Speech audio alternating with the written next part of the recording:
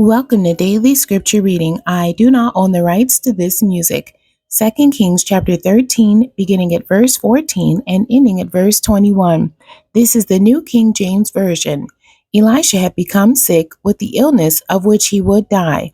Then Joash, the king of Israel, came down to him and wept over his face and said, "O my father, the chariots of Israel and their horsemen." And Elisha said to him, "Take a bow and some arrows." So he took himself a bow and some arrows. Then he said to the king of Israel, "Put your hand on the bow." So he put his hand on it, and Elisha put his hands on the king's hands. And he said, "Open the east window." And he opened it. Then Elisha said, "Shoot." And he shot. And he said, "The arrow of the Lord's deliverance, and the arrow of deliverance from Syria.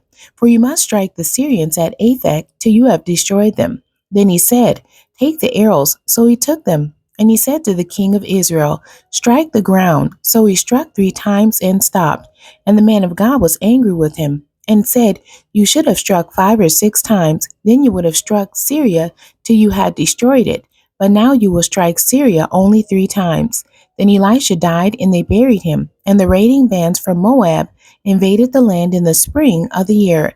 So it was, as they were burying a man, that suddenly they spied a band of raiders, and they put the man in the tomb of Elisha. And when the man was let down and touched the bones of Elisha, he revived and stood on his feet.